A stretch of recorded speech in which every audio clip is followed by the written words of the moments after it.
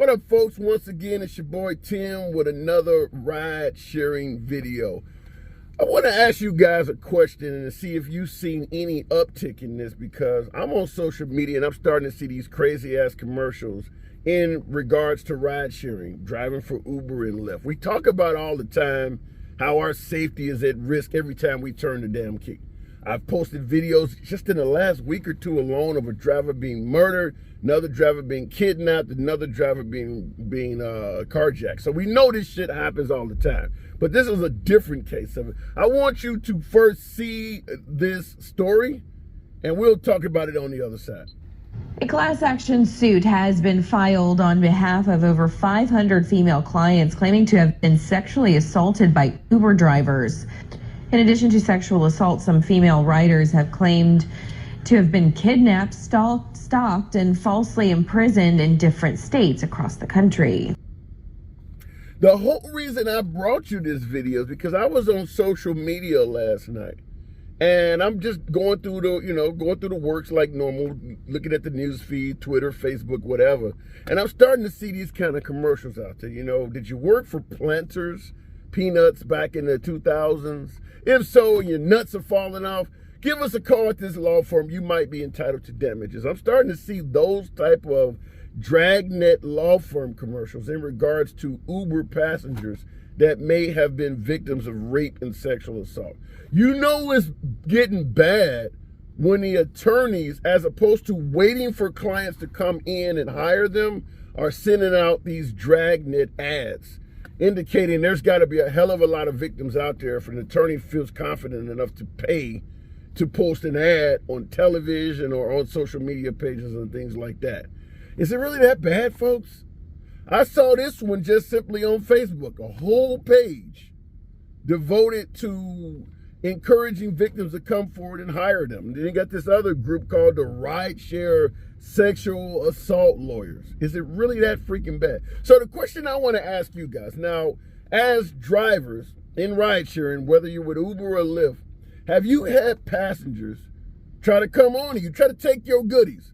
Because Uber released the number. Let me give you this case. Uber released their numbers. According to Uber, and you can't trust shit coming from Uber, but I'm going to give you the numbers they gave. In 2020, they're suggesting that 998 sexual assault incidents were filed among their drivers and passengers. They're stating that in the case of those 998 incidents, 91% of the victims were riders. As if we just stop in the car, jumping in the back seat, and just trying to take shit. Is it really that bad? 7%, according to them, are drivers. So 7% of this number were drivers that were victims of sexual assault. My guess is, first of all, the 998 number, we know that Uber and Lyft looks out for Uber and Lyft.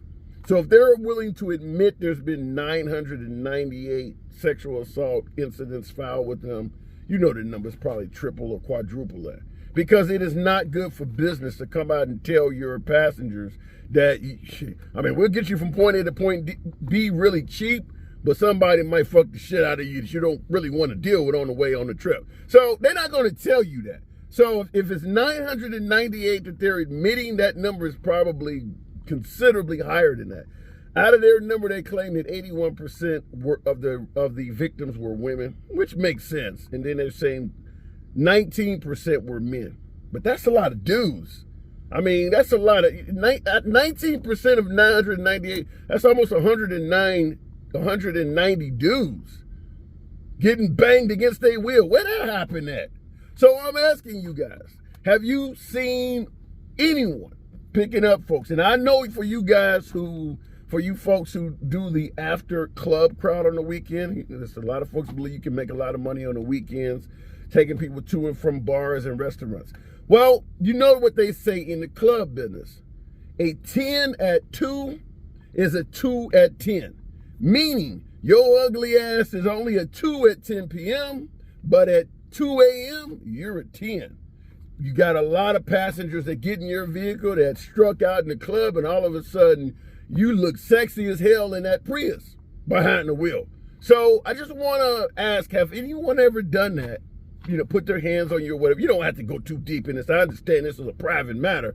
But whether or not you've been assaulted is not really the question. But if so, did you report it? Because this is where the concern is, just like with the guy who was murdered in San Antonio after the same killers carjacked a woman an hour earlier. I'm asking, have you reported it? Because if so, did they follow up? Have you reported anything? Whereas a passenger may have violated you, tried to, steal something out of your car, got violent or whatever. Have you ever reported a passenger to Uber or Lyft? And if so, do you feel that they dealt with it to your satisfaction? I strongly believe the answer is going to be no in many cases, because we know Uber don't give a shit about us. It's all about the money.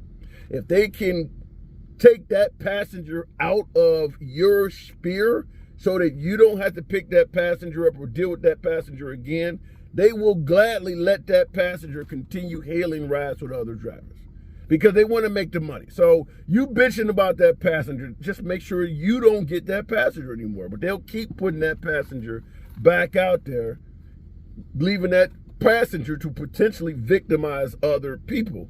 We need to do something about this. These companies with the class action, shit they trying to start. We understand these law firms are trying to get paid. We get it. Lawyers are always about getting paid.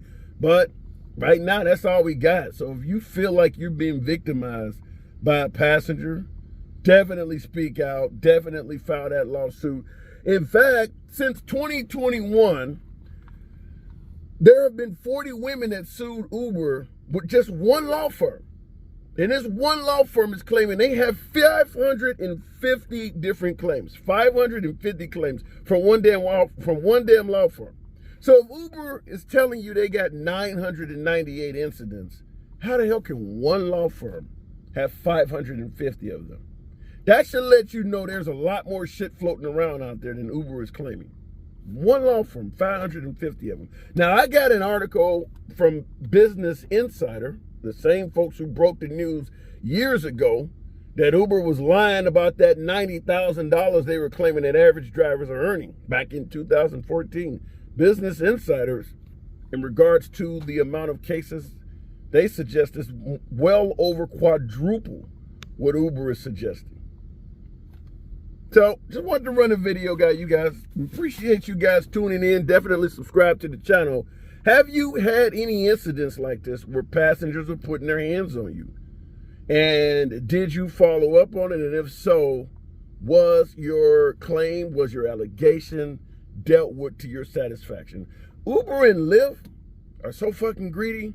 In my opinion, they might be more liable to take you off the app than that passenger. It's your boy Tim. I'll catch you in the next video.